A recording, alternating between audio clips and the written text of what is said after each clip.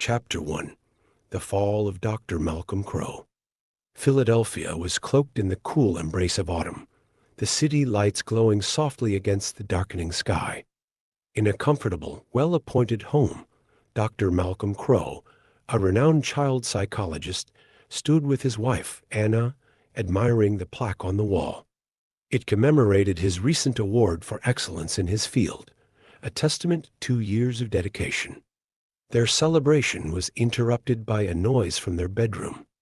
The couple was startled to find a young man, disheveled and distressed, standing in their bathroom. Malcolm recognized him instantly. Vincent Gray, a former patient who had suffered from terrifying visions as a child. Despite Malcolm's best efforts, Vincent had never fully recovered. Vincent, shaking with anger and fear, accused Malcolm of failing him. He claimed Malcolm hadn't listened, that he hadn't understood the depth of his suffering. The confrontation escalated quickly. In a moment of despair, Vincent shot Malcolm in the stomach before turning the gun on himself. As Malcolm lay on the floor, his vision blurred, his mind swirled with thoughts of failure and regret. The room grew colder, and darkness took him. Chapter 2. A New Beginning. Months passed, and though Malcolm had physically recovered from the gunshot wound, a lingering sense of unease haunted him. He threw himself back into his work, determined to help another troubled child in the hopes of atoning for Vincent's tragic fate. One day, Malcolm was assigned to a new case, a 9-year-old boy named Cole Sear. Cole was an introverted and anxious child, living alone with his mother, Lynn. His behavior had grown increasingly erratic, and he exhibited signs of severe emotional distress. Malcolm saw a reflection of Vincent in Cole's eyes, and he was determined not to fail again. Malcolm met with Cole at his school, where the boy revealed that he was often afraid, though he didn't immediately disclose the source of his fears. Malcolm tried to earn Cole's trust, offering a listening ear and a gentle presence, but the boy remained guarded, his secrets hidden behind a wall of silence. Chapter 3. The Revelation. As Malcolm continued to work with Cole, he began to notice strange occurrences around the boy. Cole often spoke in cryptic phrases, and his behavior grew more and more unsettling. One evening, during a session in Cole's room, the boy finally confessed his deepest secret: "I see dead people." Malcolm was taken aback by the revelation, initially dismissing it as a symptom of severe trauma. He assumed that Cole's visions were a manifestation of his subconscious fears, a coping mechanism for his troubled life. But Cole insisted that the dead were real, that they appeared to him, unaware that they were dead, seeking his help. Malcolm's skepticism began to waver as he witnessed Cole's terror and the sincerity in his eyes. He couldn't ignore the possibility that Cole might be telling the truth, even as it challenged everything he believed as a scientist. Chapter 4. The Haunted. As Malcolm delved deeper into Cole's world, the boy revealed more about the ghosts that haunted him. They appeared to him in various states, some bearing the wounds of their death, others trapped in the emotional turmoil they had experienced in life.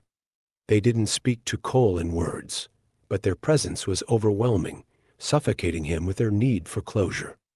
Cole described the moments when the ghosts appeared: the cold rush of air, the feeling of dread that preceded their arrival. He spoke of a young girl who had died from a mysterious illness, her ghost returning to reveal the truth of her death. Another spirit was a man who had taken his own life, seeking forgiveness from those he had wronged.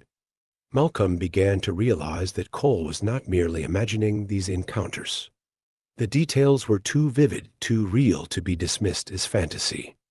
He started researching cases of people who claimed to see ghosts, finding a pattern in their experiences that mirrored Cole's. Chapter 5. A Mother's Love. Lynn Sear, Cole's mother, was a woman burdened by the weight of single parenthood. She worked long hours as a waitress, trying to provide for her son, yet she felt a growing distance between them. Cole's strange behavior, and his tendency to isolate himself worried her deeply, but she didn't know how to reach him. One day, Lynn found old photographs that had been mysteriously altered. In each one, a strange, ghostly figure appeared next to Cole, figures that Lynn could not explain. She confronted Cole about it, desperate for answers, but he denied any involvement. The tension between them grew, and Lynn was left feeling helpless, fearing for her son's safety and sanity. Malcolm, sensing the strain in their relationship, advised Lynn to be patient, to give Cole the space he needed to open up.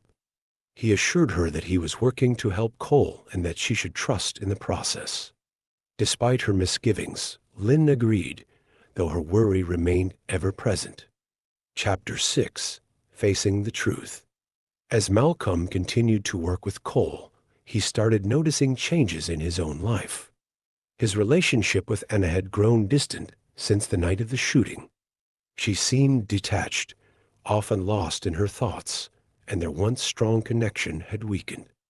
Malcolm attributed this to the trauma of that night and his own preoccupation with his work. One evening, after another fruitless attempt to connect with Anna, Malcolm reviewed his sessions with Cole.